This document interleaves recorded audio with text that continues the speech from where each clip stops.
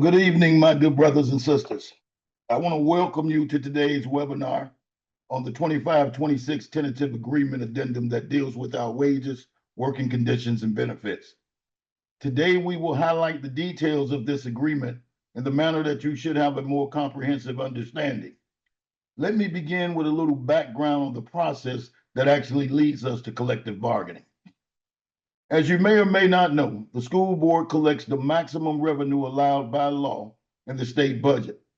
To create an additional revenue stream, UTD worked alongside the school board to get a referendum on the ballot in 2018, which funds our referendum, our recruit referendum retirement supplement.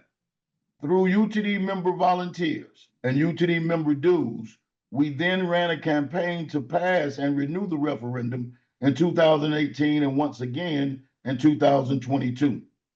Our current referendum sits at 1 mil, which is the maximum allowable tax rate under the law for locally approved referendums.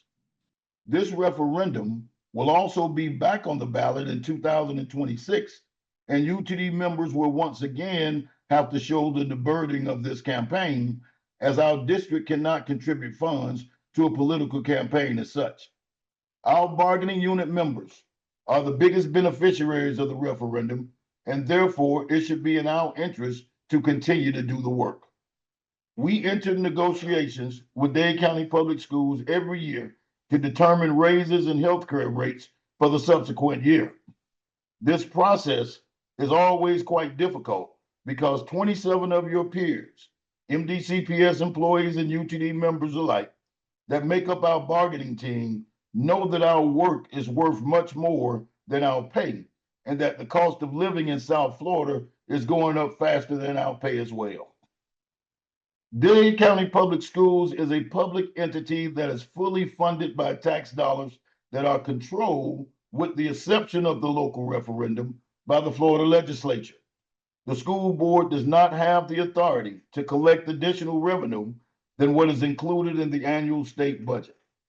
So I want to show you a couple of slides real quickly to show you some of the challenges we're facing now, especially when it comes to decreased enrollment. For about 45 years, Dade County Public School has seen nothing but growth. And in the last 5 years, we're noticing a steady decline, which was definitely excavated this year with the loss of about 13,000 students. So if you briefly look at this chart, you'll notice that you'll see the 5 years down at the bottom, 2021 all the way to 25-26, that shows enrollment. You'll notice traditional public school represents us, Miami-Dade County Public Schools. In 2021, we had 249,000 students. 21-22, that number dropped from 249 to 242. We had a slight increase in 22-23, 244, and then that decline began again, 243,000 in 23-24, 241,000, 24-25, and you'll notice 236,000 in 25-26.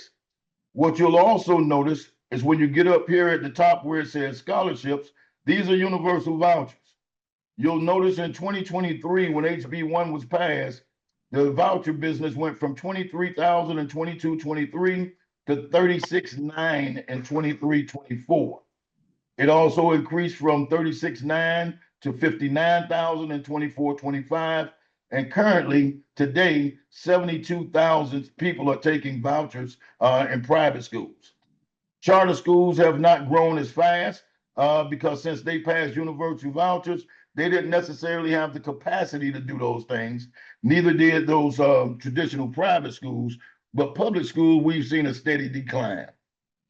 This year alone, you may or may not be aware that the estimated at the beginning of the year, Dade County Public Schools has to estimate the number of students that they're going to have. That estimation was off some 13,000 students at the beginning of this year. And if you want to just do some simple math, 13,000 less students at roughly 9,000 students, $9,000 per student is a little bit more than $126 million that we've lost in the last year alone. So we have to look at some of those things when we talk about where we're at. Could you put the other chart up quickly? if you look at this 25-26 chart, it's a general fund tentative budget picture. Even though they gave us a slight increase per student funding last year from Tallahassee, it was actually 0.54. In conjunction with that minimum increase, they also added some additional costs, like employee contributions for retirement, health insurance went up 25 million. The retirement increase was another 12 million. We have what we call clear our revenue. We got some revenue to offset that, but you'll notice even though they give a minimum increases, they're also giving things that increase the normal cost of operation here in the state of Florida, especially here in Miami. Uh, Tallahassee politicians like to crow about the historic budgets that they produce. Even when year over year, the increase is just $1, they technically can still consider that higher funding from the year before. But it is continually falling behind what the cost of living is when we talk about adding that to the equation. It is also important to remember that Dade County Public Schools continues to lose students because even after we tried to recruit some of those students back at the beginning of the year, we lost an additional 1,000 students up to the beginning of the FTA account, which means about 14,000 less students that we have now that we anticipated having going into this year. So when we continually lose students to charter schools, private school vouchers, and the ongoing affordability crisis we face here in South Florida, when districts lose students, obviously we lose money. And when we lose money, we obviously end up losing jobs in the long run. This district lost more students than projected this year, and therefore funding was recently reduced by an additional $10 million after the first FTE count. But before I get started, I want to talk about my open letter that you should have received already. I wrote an open letter sending out with the tentative agreement for you. And I want to briefly go through that open letter that I sent to you. And it simply says that I hope that you are ready to make a difference by having your voice count. As we approach a vote on our raises, healthcare, and benefits, it is crucial to understand the powerful impact that our decision can have on our collective future. Across Florida, educators are being asked to do more with less as the state pours billions of dollars into private voucher programs and aggressive charter expansion. Public school districts like Miami-Dade County Public Schools are left to stretch every dollar just to keep teachers in classroom and healthcare within our reach. A yes vote in just a few days is not just a vote for pay raises, improved healthcare, and better working conditions. It is a vote for our strength as a unified force. When we stand together and vote yes, we are securing vital improvements that benefit all of us. This is what our democracy looks like, and this is our chance to enhance our livelihoods and create a better environment for ourselves and our colleagues. A no vote, on the other hand, however, opens the door to uncertainty, leaving our hard-fought gains at risk and undermining the progress that we've achieved through our solidarity. Unionism is about harnessing our collective power. Together, we can achieve what seems impossible when standing alone.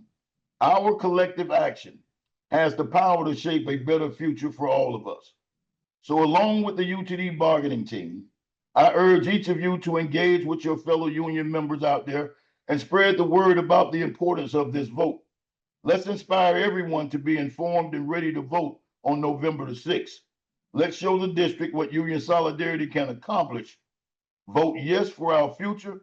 If you are not a member of UTD, join the movement to help us continue to advance our careers. And that's basically what we're facing right now. So let's talk about the tentative agreement. Mike, if you can go to the first page of the tentative agreement, I covered what a yes and no vote means.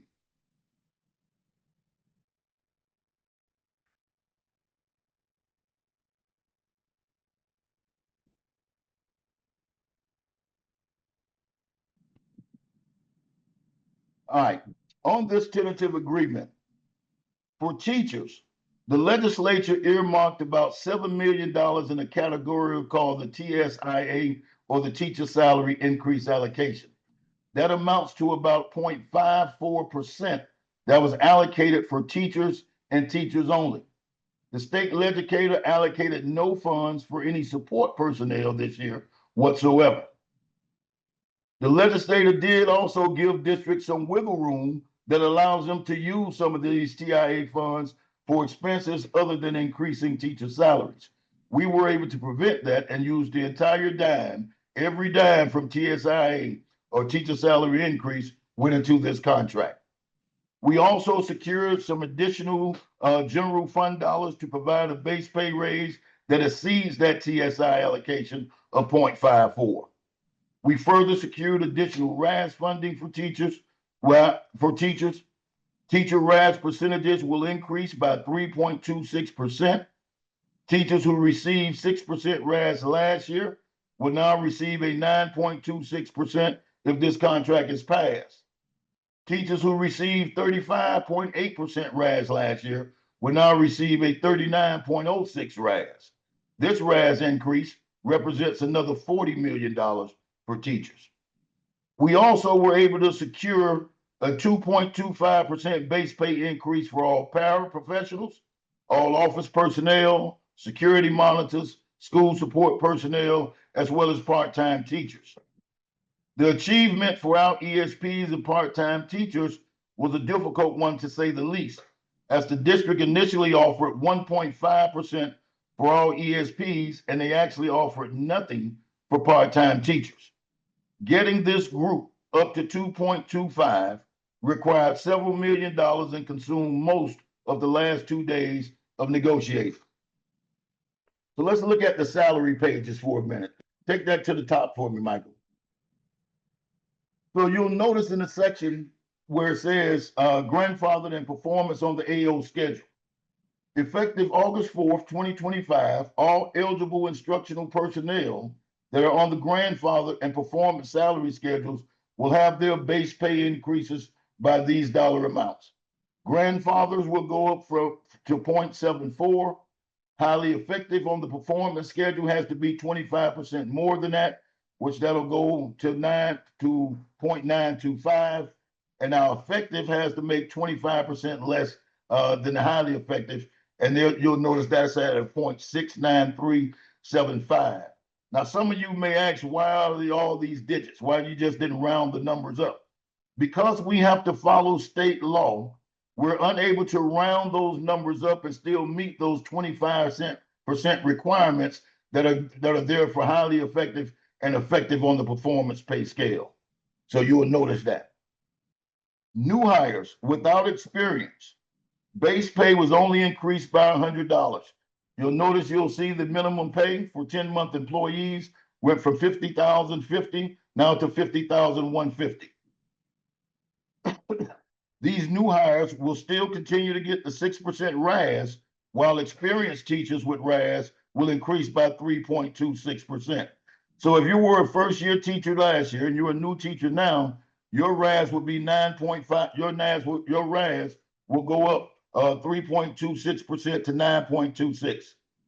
If you were in these categories, when you look down the RAS, if you don't know where you are, you can easily go to your portal. You find where you are. You'll notice that there's an additional 3.26% that goes into that as well. Eligible paras, if you scroll down to the bottom, receive a 2.25% base pay increase. Those that are on the scale down here for eligible paras, their base pay increase will be 2.25%, and minimum pay increases by 1%. There will be no increases to RAS. They will maintain the 20% RAS that they're already receiving, however, and this applies to all full as well as part-time paras. Eligible office employees will also receive a 2.25% base pay increase and minimum pay increases by 1%. Full-time, as UTD, does not represent part-time office personnel, so this is only for full-time personnel. Eligible security personnel will also receive a 2.25% increase to base pay and a minimum pay increase of 1%. There will be no increases to the RAS, but they will maintain the 7.5% RAS that they're currently receiving today. And this applies to both full and part-time security monitors. Eligible school support You will receive 2.25% increase in base pay, as well as a minimum pay increase where your minimum pay increases by 1%. Part-time teachers who are paid on the AU or AT salary schedules will receive a 2.25% increase in their currently hourly rates. You might have noticed that these people in AUAT, they haven't received a raise since we gave them extra dollars, I think a $4 increase through RAS a few years ago. So this also was a knockout, drag out fight to make sure that they receive additional increases here as well. That previously negotiated $4 an hour increase for certified adult vocational teachers will be maintained through those funds as well, as they will receive that 2.25% increase. Credential pay will not change this year at all. All right. So those are basically the basics of the financial package. What we really want to make sure you understand is not only the financial package, but we want to move into the healthcare because there are some educational pieces that'll help you utilize and mitigate the cost of increasing healthcare so that you don't suffer some of these things. So I'll turn it over to Joe Miner right now. Good evening, everybody. Michael, can you go ahead and throw the MOU up from the TA? So in Give me one healthcare, second, Joe. okay. One of the slides that Tony had up earlier talked about that $25-26 million healthcare increase for the year. And in prior years, we've been able to mitigate the healthcare increases. This year, we were not. We didn't get enough money from the state to cover the healthcare increases. So healthcare premiums are going up. And we are encouraging folks to take a look at the plan that they're on, because we did build in some strategies where people can mitigate the increase or potentially completely avoid the increase. So in number one here, scroll down just a little bit, Michael, to show the bottom of number one. It discusses a lot of the strategies that we had in that the board's contribution strategy will focus on guiding employees towards cost-effective solutions. We ensure $0 increases to employee premiums on 2 of the plans. So that if you're on the focused or SureFit, employee only, your cost will not go up at all. The only employee only cost that is going up is on the extended plan. If you shift from extended to focused or SureFit, not only will you avoid the increase, you'll actually put more money in your pocket. Spouses, unfortunately, the cost is going up across all plans because spouses are currently costing us about 300% of what an average employee does. And that's because there's adverse selection, right? People put their spouses on our plan when they're really sick, and the cost is very high. We did get some questions, well, why even cover spouses if they're going to be so expensive? The district did propose that we don't cover spouses. We're not legally required to cover spouses. We wanted to make sure that we maintain the option, but we did have to change the price in order to bring it more in line with what the actual cost is for that group. You'll also see there's $0 increase for children's coverage. Children are not a high expense for us, so there is 0 increase for children's coverage, regardless of which plan you're on. Even on the extended plan, children's coverage did not go up. So in the employee plus children, if you see a rate increase, it's just the employee only rate from above that's in that same line, but there was no additional cost increase for children. And family, if you tier down from extended to focused or focused to SureFit, you'll eliminate the increase. All healthcare plans still offered without referral. There's actually no plan design changes, with the exception that bariatric was limited to only the extended plan. Now, regardless of what plan you're on, you can be on SureFit and still qualify for bariatric or weight loss surgeries via Lantern, which we'll get to later. Michael, if you can scroll down to number 10. Most of this other language didn't change, guys. It's just a continuation. But number 10, Healthcare Blue Book. Some of you have taken advantage of this before. I included it in the email that I sent out, and I want to encourage you guys to look at Healthcare Blue Book.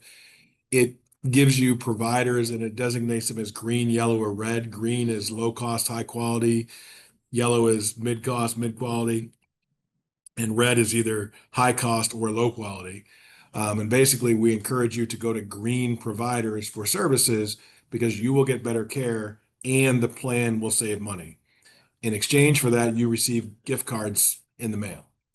Number 11 is Lantern, which used to be called Surgery Plus.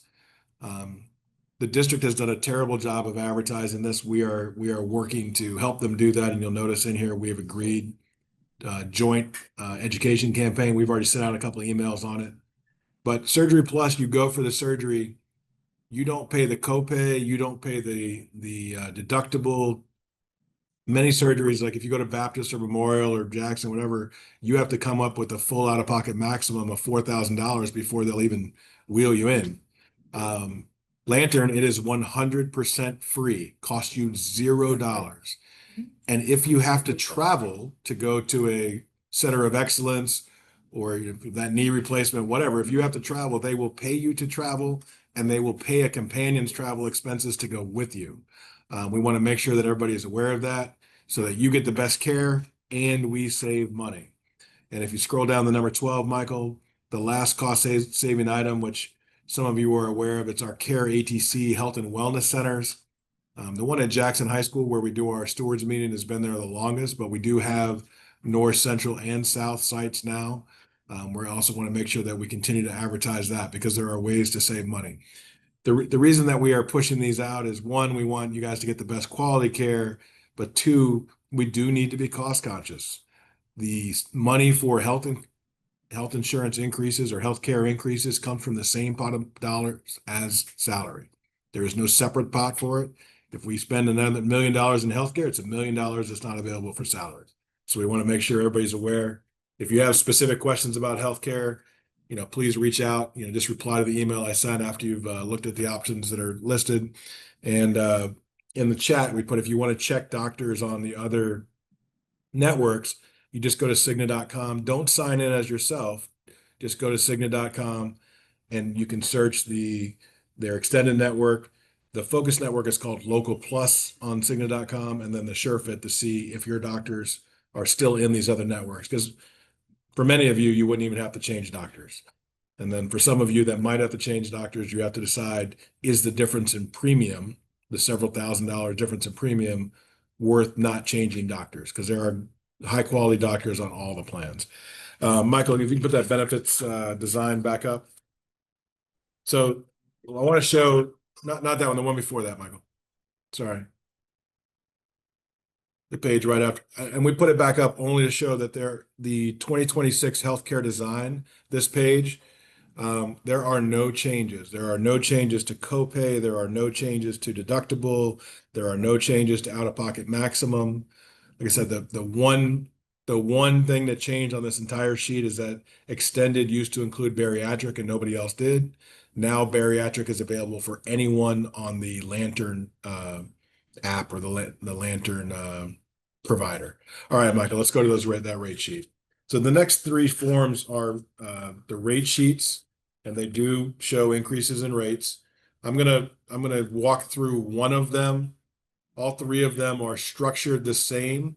The difference is the one we're going to do is for employees hired before 2018. The second sheet that's in there is employees hired between 2018 and 2025. And the third sheet is employees hired after 2025 or after 1/1/2025, because the rates are different. But so where he has the cursor now, at the top of the column, it says 2025 employee costs. Scroll in. Tighten up a little bit more, Michael. Thank you. So the 2025 employee cost, if you see the top number is $42 on the left side. That's the current monthly employee cost for somebody in the extended plan in tier 1. That rate is going to go up from 42 to 126. And you'll see that these two columns, if you're in the extended, the rates are increasing, which in order to determine your per paycheck rate, you multiply the monthly times 12, and the formula is at the top of this page. You multiply it times 12, and then you divide by 20 if you're a 10-month employee, by 24 if you're an 11.5-month employee, and by 26 if you're a 12-month employee to see what your per paycheck cost is. But everybody pays the same annual cost, which is the monthly times 12. You just pay it out of a different number of checks. So here you can see that there is an increase for employee only. There is certainly an increase for employee plus spouse. The employee plus child only goes up the amount of the employee only. There is no additional cost for the child. And then family, it goes up the employee only plus the spousal increase, and that's why you see that large increase. But if you scroll to the right on the Focus Network and you see the 2025 cost, the top of the column is $14. The employee only on Focus is currently $14. If this is ratified, the employee only on Focus for 2026 is still going to be $14. There is a zero increase on Focus for employee only. The next line is spouse, and you see that there is an increase for spouse. The next line is employee plus child, and you see there's no increase because there was no increase for employee and there's no increase on anywhere for children. And the next line is family, and again, that's just that spousal increase that's embedded into that employee plus family. And that's true as you scroll down, as you go up from tier 1 to tier 2 or band 1 to band 2 to band 3, the costs go up, but it will still be exactly what it is this year unless you have a spouse. And then if you scroll to SureFit, you'll see that it's still employee only is zero, and that is regardless of the band that you're in. Employee plus spouse does go up a little. It's the least increase of anywhere because SureFit is our lowest cost product. Employee plus child does not go up at all, and employee plus family goes up, but that is that spousal increase. And that's true through band 1 through band 5. I want to just remind everybody that, SureFit has a large network of doctors here in South Florida. We don't usually shout out, hospitals or networks or whatever, but Cleveland Clinic is in here, for example. In West Broward, they cover everything soup to nuts that you're there. So I would just suggest to you that please look to see if you're on a higher cost plan, please look and see if you can shift down and save that money. I know that not all of you will want to, and I understand that, but I ask that you look before you make the decision. I've gotten some emails where people aren't even going to look because they think just because it's more expensive, it must be better. And that is false. That is a terrible framework. That cost does not indicate quality. I need to make sure that you guys all look at that. All right. So I'm going to go ahead and turn it back over to leadership, as I think we're going to walk through the rest of the TA, but if you have questions, please put them in the chat and the advocacy team will continue to answer them. Thank you. Healthcare, something that you all need to look at is the cost of staying on the extended plan really worth it?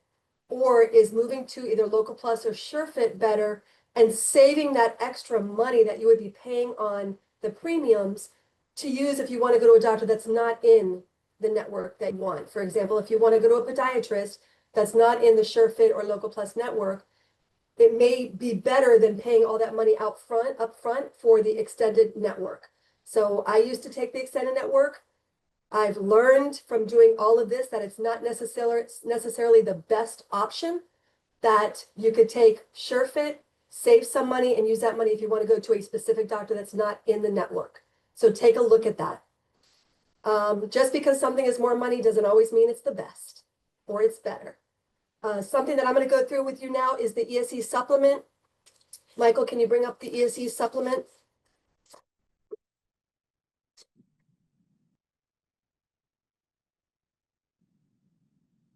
So with the ESE supplement, we have expanded the number of supplements available. The value of some of those supplements have been increased, and the number of people eligible has been increased so that there are more people receiving supplements now. Remember, this is ESE. ESE, this money for this comes from IDEA funds, which are federal funds. So it could not be used for increases in teacher salaries or in anybody's salaries. It can only be used for specific items having to do with IDEA and ESE. Also, I just want you to know that ESE has finally been recognized by the district. We've known this for quite a bit of time, but ESE has finally been recognized by the district as a critical shortage area. So this is why we're trying to expand a lot of the ESE. We don't have enough teachers for the ESE students in our schools. And so the district has finally recognized that. So these are ESE supplements. No one should be losing ESE supplements. These are people being added, additional people being added to supplements and additional supplements being created. So That's it for ESE supplements. I'm going to turn it over to Danielle now, and she's going to go over the next couple of items. Good evening, everyone. I'm going to be going over Article 17, paraprofessional, associate educator, and school support personnel, dealing with proposal number 3 and how that applies to paraprofessionals, school security monitors, associate educators, and health screening technicians. Okay. So if you notice here, as underlined, that's what's been added to the contract. It states here that literally it will establish a joint committee with UTD and MDCPS, which would review the educational support incentive, which is the ESI compensation model for para 1s, para 2s, and associate educators. That's under salary L.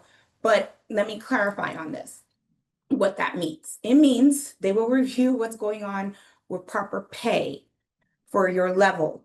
So for those who are paraprofessionals that literally have been having issues with what is truly my pay, what is going on with that, what should I be properly compensated with, that will be reviewed and you can have this finally resolved.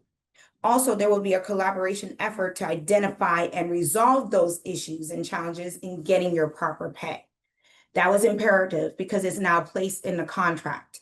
And the first initial meeting for the committee is within 30 days following ratification of the contract. So in order for this to take place, the contract needs to be ratified. Now, in Section 2, school support personnel, this applies to school security monitors and health screening technicians. So now these parties also will be able to have their compensation reviewed to make sure it's correct. Whatever needs to be corrected, make sure you're on your proper level to get your proper money. And also, a committee will convene with its initial meeting within 30 days following the ratification of the contract. So again, that is codified in there. Now, going over MDCPS UTD joint proposal number 1. Okay, this deals with full-time interpreters for the deaf or hard of hearing who provide services to students.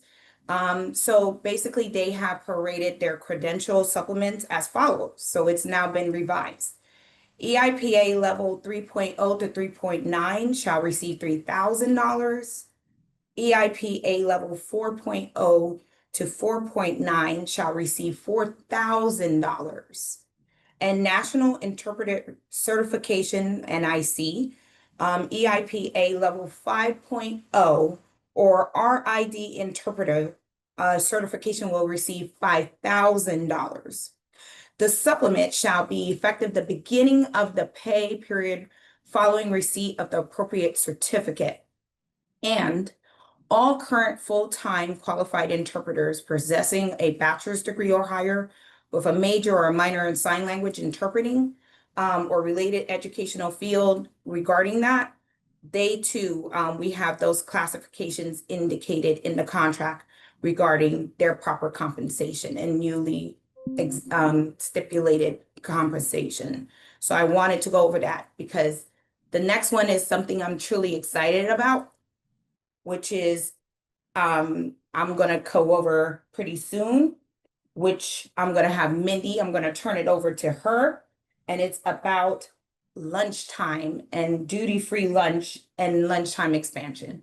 Go on, Mindy, take it over. Thanks, Danielle. So we were trying to work on getting lunchtime extended from 30 to 45 minutes.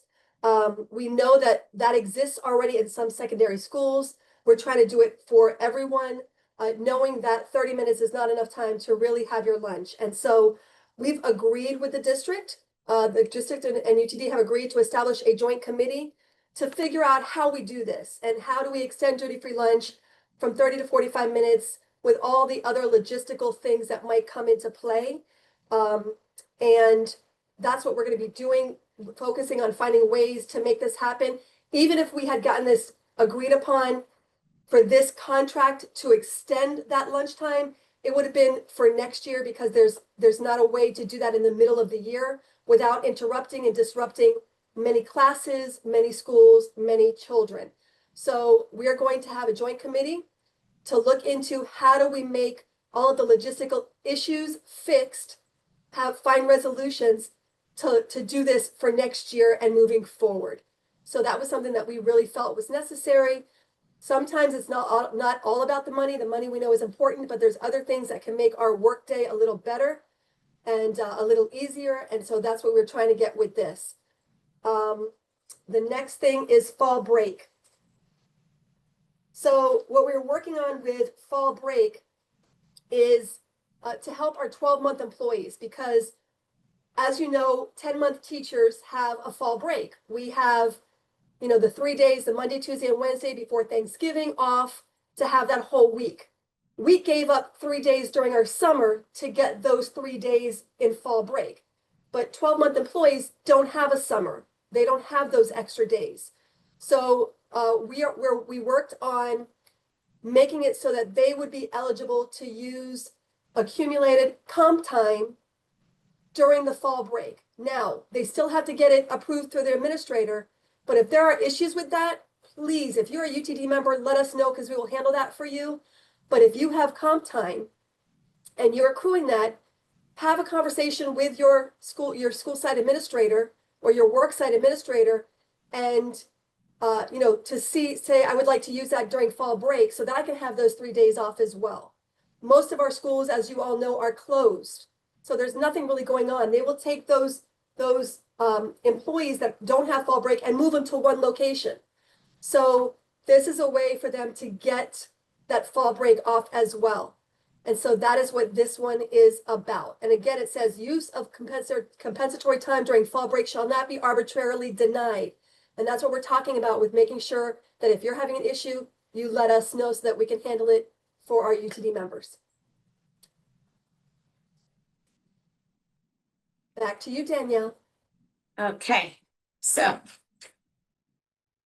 as instruction is passionate to my heart, I'm excited about what's been added and what we were able to get across the table regarding these proposals.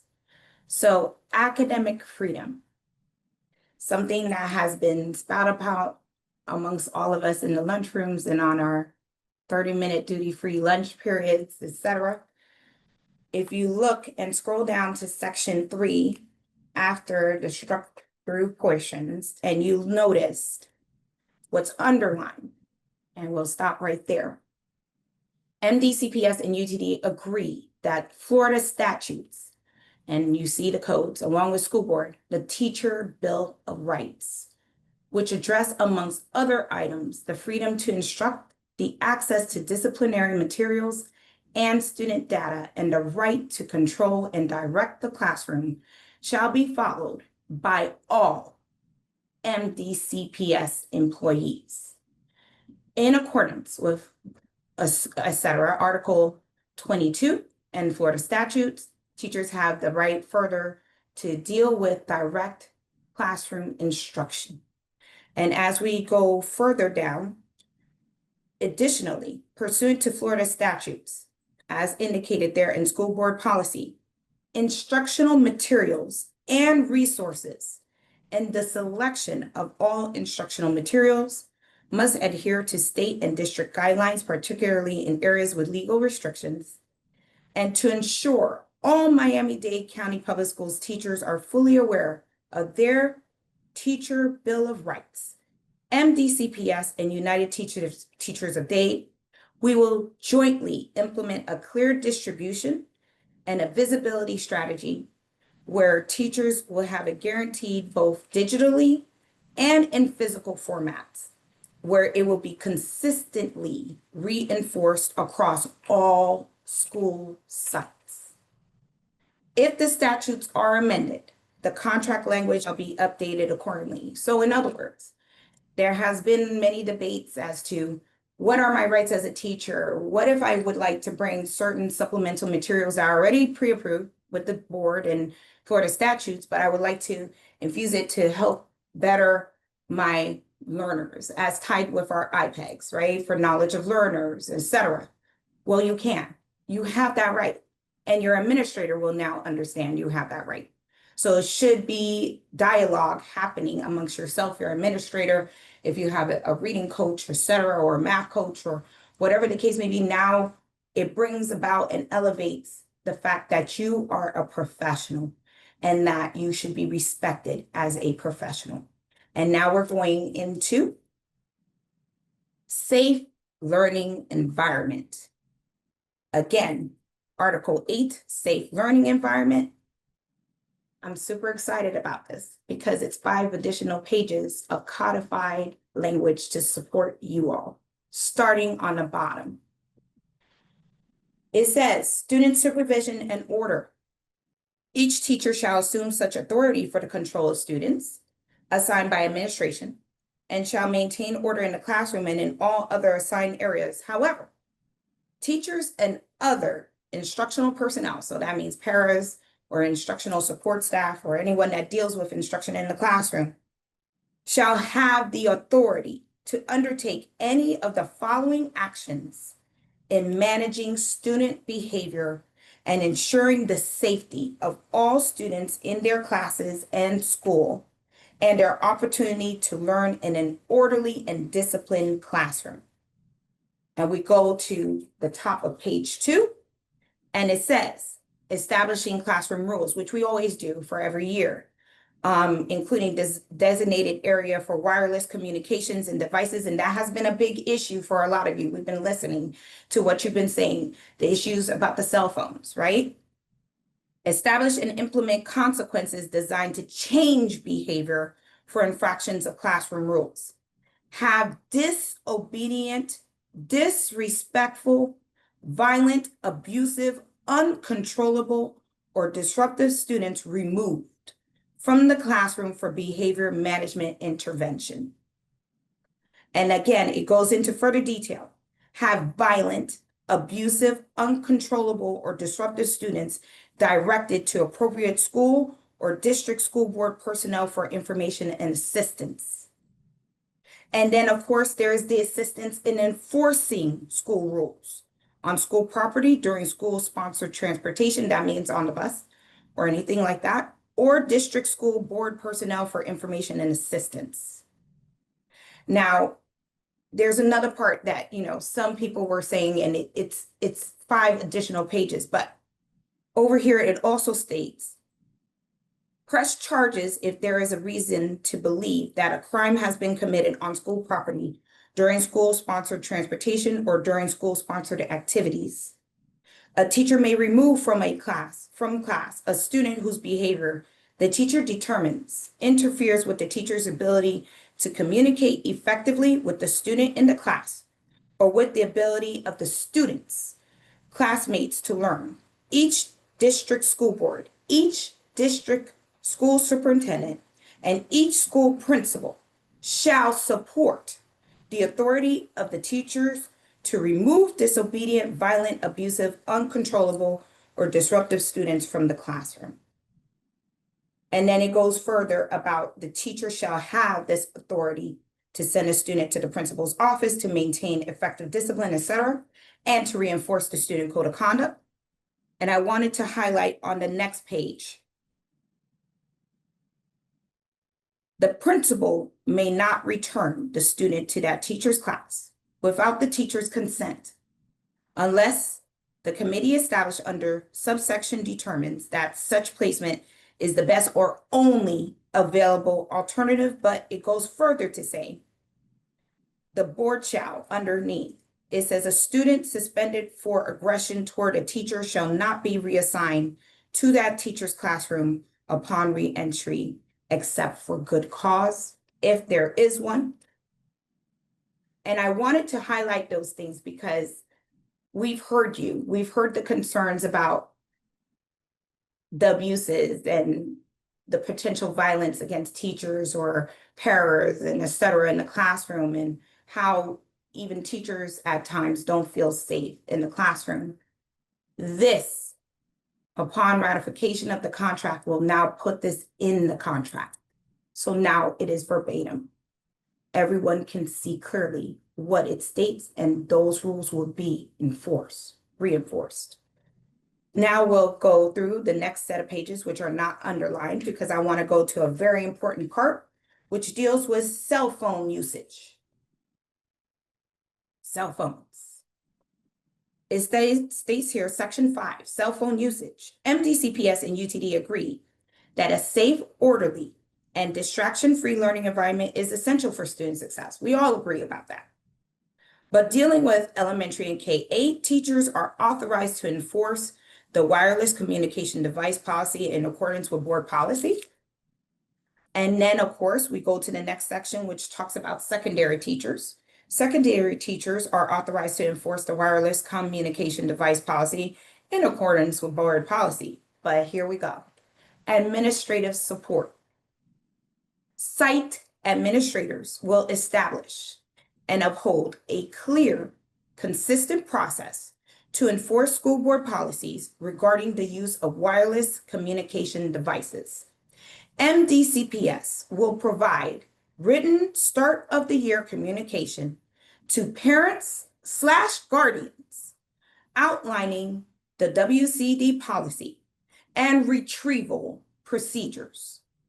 Professional development. MDCPS shall provide the opportunity for training to secondary teachers, elementary, K-8, and middle school teachers on effective non-confrontational enforcement techniques, including de-escalation, documentation, and conflict resolution. But the thing is, now you have the backing of administrative support to follow through with a procedural process and to reinforce it. Again, as it is indicated here, upon ratification will now be part of contractual rights. We heard you, we heard your concerns, and we addressed it across the table. Thank you. Thank you, Danielle. So the last part that we have is the AI policy, advanced technology policy. So as all of you are aware, I'm sure you're aware, AI is ever evolving.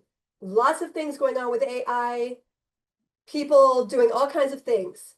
And we wanted to make sure that the district understood, and it was very clear to them, that we wanted to protect all of you, all of our teachers, all of our staff, the students as well, with what's going on with AI. So we have a task force that's already contractual with the district called POTIF. It's the Professionalization of Teaching Task Force. Your colleagues serve on that task force. And so they have already started talking about AI with the district, with the joint committee, those from the district side, talking about the importance of having AI policy. The school board doesn't really have an AI policy per se. They've embedded AI into about three school board policies, but not even to say what you can and cannot do, and the safety, the guardrails, none of that. It does not exist. And so we wanted to make sure that we had something in the contract so that we could create policy that protects each and every one of you. And so that is what this item, this proposal deals with, and that the recommendations from this committee shall aim to provide clear, ethical, responsible, and safe guidance for staff and students in the use of artificial intelligence. I will say that AFT and NEA always sends information out about AI and what's going on with it. We will continue to fight for guardrails to be put in place. We have the AI, the POTIF task force that is dealing with AI. And so as soon as we have information, we will get them back to you. But they will be meeting to discuss all of these issues. If you have thoughts, if you have ideas, please send them in. You can send them to me at mindy@utd.org. You can send them to united@utd.org so that we can compile them, get them to our POTIF, so that as they're working to create policy, we are getting information from all of you. It's very important that you all have a position about this, have a say in what's going on with your colleagues that serve on that task force. So that is all that we have. Tony, I'm going to send it back to you so that you can finish the final disposition. Thank you, Mindy. So the last page of the tentative agreement is called the ratification and final disposition. And I want to quickly go through that with you so you understand exactly where we are in the process. Section A, it is agreed and understood that this contract and each of its provisions shall be effective and constitute a legally binding contract upon approval by the board and ratification by the members. So you all know that we, next week, we ratify on the 6th. We have our ratification vote on the 6th. The count will be here. I think Mindy talked about it earlier that evening, starting at 3 o'clock. It is open to anybody in the bargaining unit. You can come by, you can sit in with us downstairs and watch the count as it's being tallied. And then once we actually ratify the contract, it will have to go to the school board for final ratification before it actually goes into effect. I think the next school board meeting is like the 19th, if I'm not mistaken.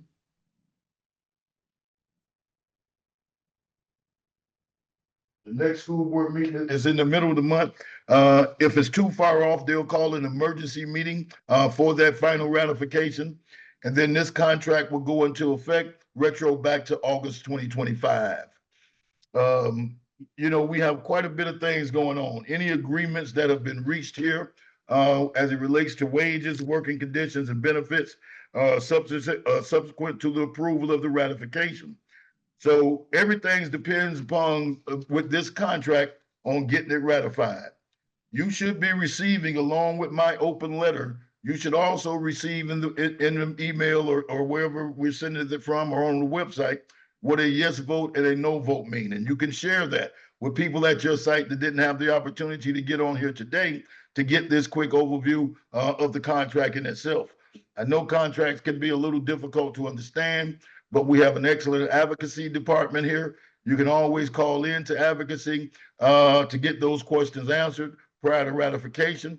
We're going to have, for those of you that are stewards on here, you know that we have our steward meeting, emergency steward meeting on the 4th, where you come and pick up materials to take back to your schools.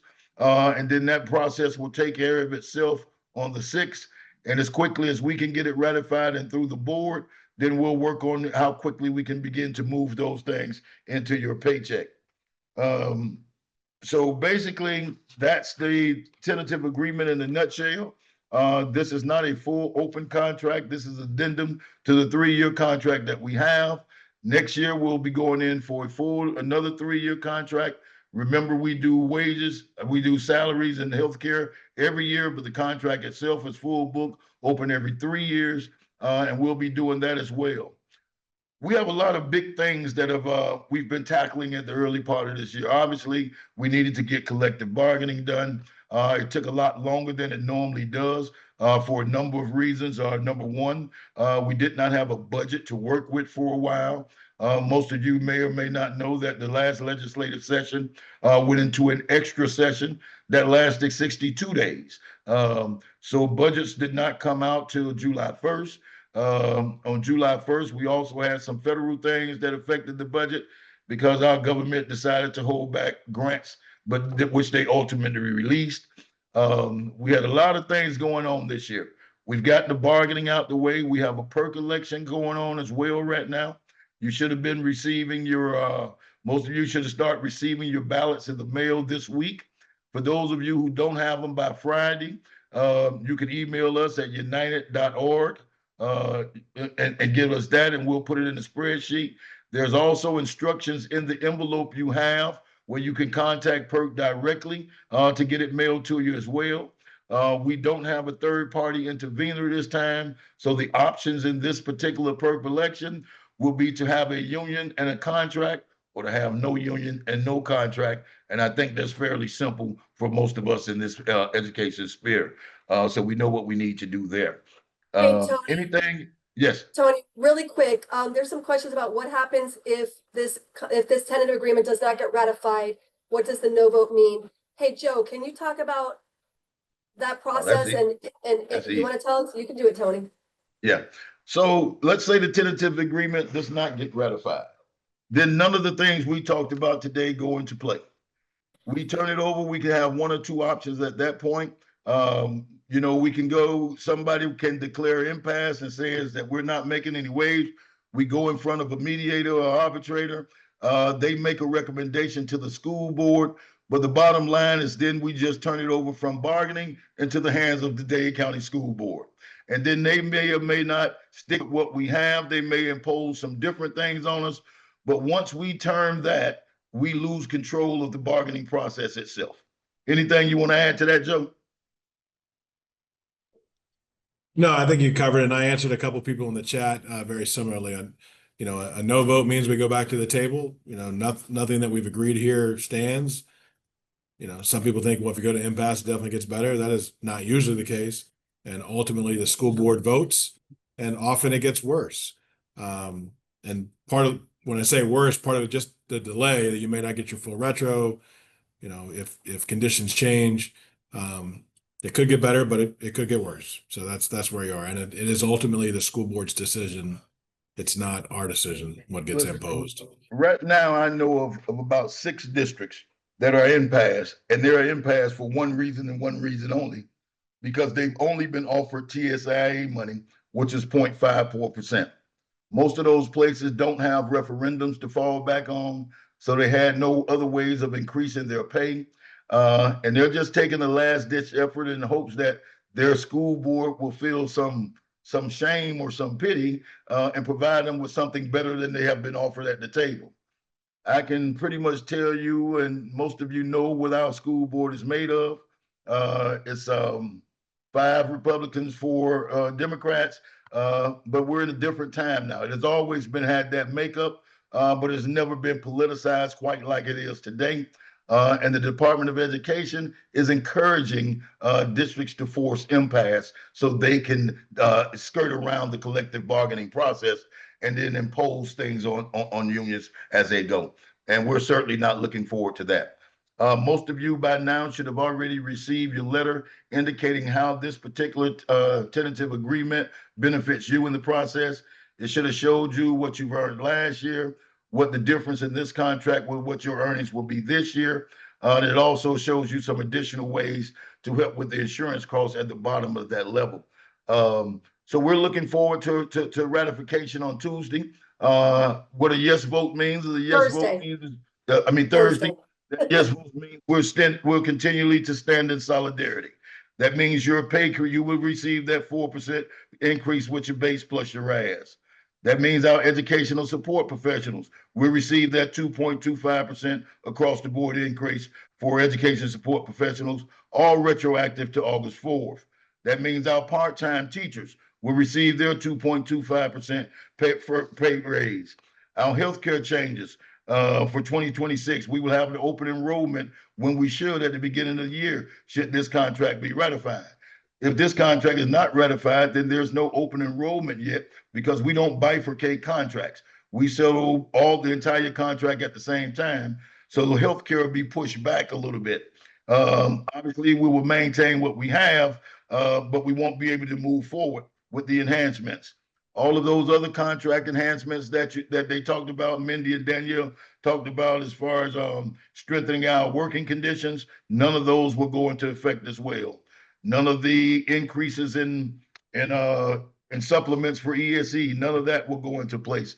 So basically, simply, if the contract is ratified, everything we discussed today, everything you read in your contract goes into effect retroactive to August 4th. If it's not ratified, then nothing goes into effect. Then it goes to the hands of the school board to decide how they want to proceed with us this year. Did I leave anything out, Mr. Minor? No, sir. And I would just say there will be no open enrollment if we don't ratify.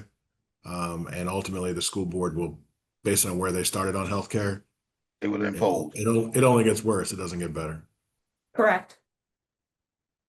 And really quick for everybody, if you did not receive your email from Joe Minor with your salary breakdown, send an email to him, joe@utd.org, so that he can get that email to you. Also, stewards at all the schools will be receiving from Michael today after this meeting is done, the form that you post where you put what time the meeting is going to be, the location of the meeting, so that all of your members know what's going on with that. We've had some questions about where do I vote? The stewards will post that letter in a place that is visible by everyone. If you don't know, ask your steward for that information so that on November 6th, on Thursday, November 6th, you will be able to know where and what time you will be voting on the ratification of the tentative agreement. again, check your emails from Joe, make sure that you receive that breakdown. If not, let him know, joe@utd.org. Is there anything else, Tony and Danielle, that we did not cover? That's Saw in about the it. chat something about the town hall. As a reminder, in the South region, the town hall at Miami Southridge will be November 5th at 6 p.m. And the difference with this compared to the town hall is that we are answering questions that have been submitted to us specifically tied to bargaining and referendum. And so this is specific to the contract and the proposals in the contract for ratification. So I wanted to answer that question. Thank you, Right. Danielle. One more thing, Tony, one more thing. If you do not have a steward at your school and you're a member, become a steward. If you don't have a steward and you're not able to vote, any of the nearby schools, you can go to any school. You would have to vote on a challenge ballot, but you can go to any nearby school and vote. Usually what they do is once the stewards figure out what time they're going to have their voting and the location, they actually send that information to us. They will be sending it to elsa@utd.org. She will be compiling a sheet with all of that information. So if you don't know where to go, you can call UTD and we can give you that information so that you're prepared on the day of voting. All right. So before we go, Michael, could you launch those poll questions for me? First and foremost, if you're on this call, we would like to know, are you actually a member of the United Teachers of Day? You can click yes or no. Hey, I'm glad to see we have a few people that are not members that are interested in learning more about their profession and their contract. Yes, I'm happy to see many potential members on that.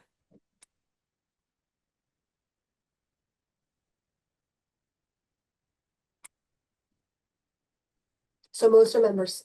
The most 95% of members. And one additional poll question I want to ask, based on what you've learned about the tentative agreement, how do you anticipate you voting on Thursday? You launch that poll question, Michael.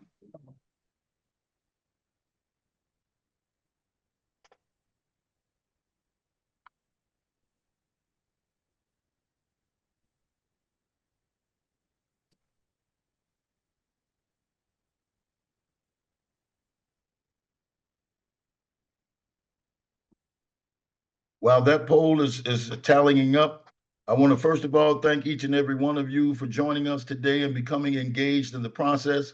It is much better to be engaged and in the know than standing on the outside throwing rocks at the glass house. So I want to thank each and every one of you that took the opportunity to engage in the process today. As I mentioned before, we got a lot of things coming up right now. Make sure you focus on PERC. As soon as you receive your ballot, we want you to put that forever stamp on it and get it out in the mail. If you haven't received the ballot by this weekend, then obviously contact us or contact PERC directly to make sure you can get a ballot, because that has to take place. The count for the PERC election will be on December the 1st.